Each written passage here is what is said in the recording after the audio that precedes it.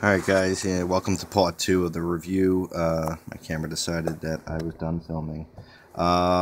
Getting back to where I was talking about the battle damage on the bottom of the figure or the back of.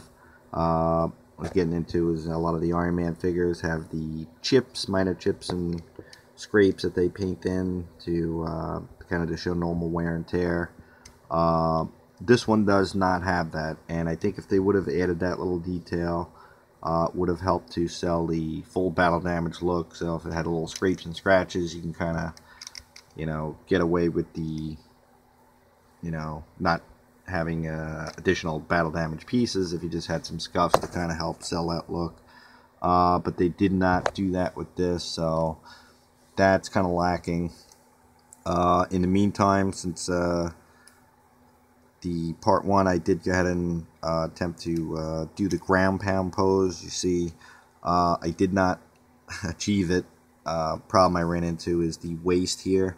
You're supposed to be able to lift and pull up, and you get more articulation. I tried, and I did not want to break the figure, so I stopped.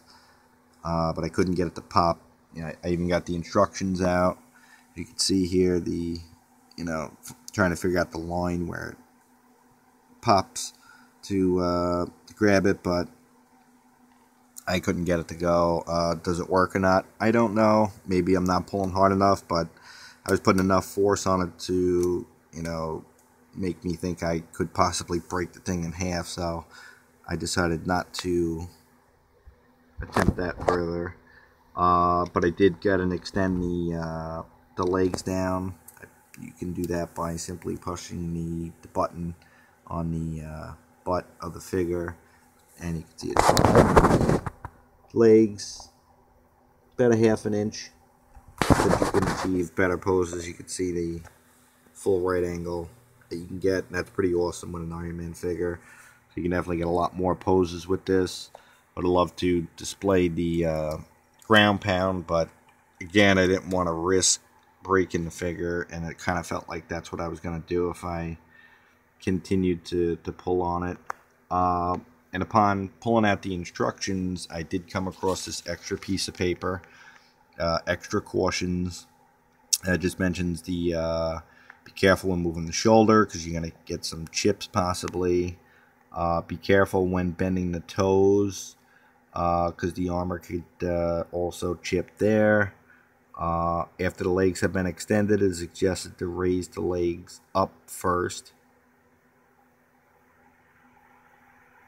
into like a sitting position.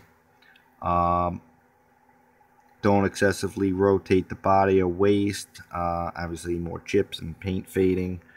It is also suggested to pull down the feet before putting them in the preferred position, so you can pull down on the foot and then angle it up. And then to retreat the legs back to normal, you keep them in a seated position. I know some people were having that issue trying to get it locked back into place. So that's what you have to do. Just take a look at your instructions and it will help guide you through that. But getting back to the figure, tons of articulation. A lot of new engineering has gone into this. A lot of work, a lot of time has passed since it went up for pre-order, and the figure does not disappoint. I know I made a lot of statements in the review so far, pointing out a lot of flaws that some people have got. I didn't get them, luckily, but I just thought it was necessary to point out all the issues and quality control issues that have been plagued with this particular release. But in all honesty, the figure is awesome. It's really well done. The paint, the articulation, and the execution is pretty impressive in hand. Some little minor things to also point out that I noticed when I had it in hand that I didn't really notice it in pictures or reviews. There's a couple of things. The gold here is a different color than the rest of the gold on the suit, so there's some more paint variation than you would think. There's a good example of it on the clean shoulder pad. You see the two different tones of gold.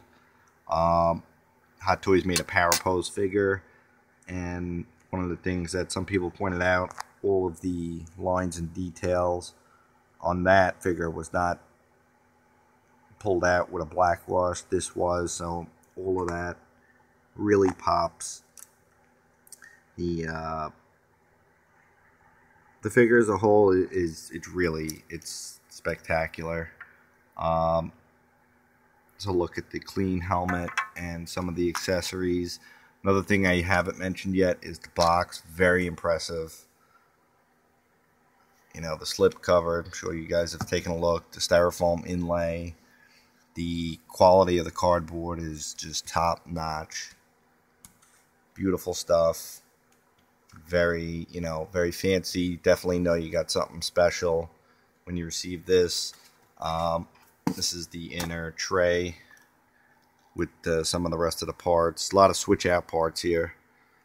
There's the missile launcher, arm piece, and I got a few of the other parts out here on display. The clean wrist guards, the clean chest plate, the bicep piece that goes there.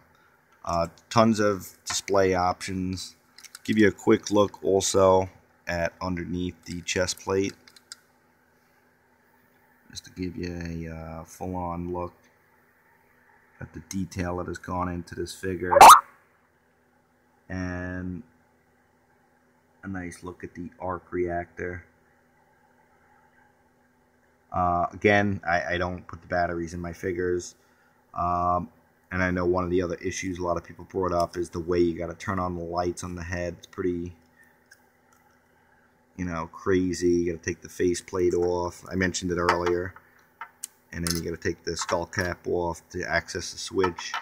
And for me, putting all the batteries in is pointless. I'm displaying them with the Tony Stark head, so I really don't need to, have the batteries in there. Also, I don't open my cabinet, pick up the figure, turn on all these switches, put it back in the cabinet and shut the door, and then stand back and look at it and realize, well, I got to go turn it off again, so because the battery's going to die.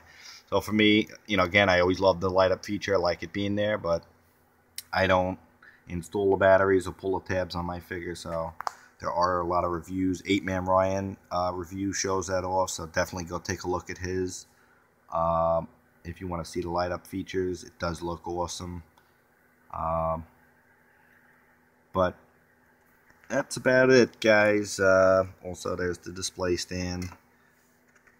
Got the Iron Man 3 logo, metal pole, really nice. And I'll give you a quick look at them alongside the Silver Centurion. I think the best armored suit out of all of the suits that have come out is the Centurion, but that comes down to design preference. This is the main attraction, the Mark 42. Definitely take a look at it. Decide for yourself if this is something you need in your collection. If you're an Iron Man collector, you already know you're getting it. Is it an awesome figure? Yes. Is there a lot of quality control issues possible? Yes. So just keep that in mind. And stay tuned for my next review. I got the Hot Toys Iron Patriot coming in next, and I'll definitely do a comparison between the two. So I'm really looking forward to that. So stay tuned for the Iron Patriot review. And as always, guys, thanks for watching, and until next time.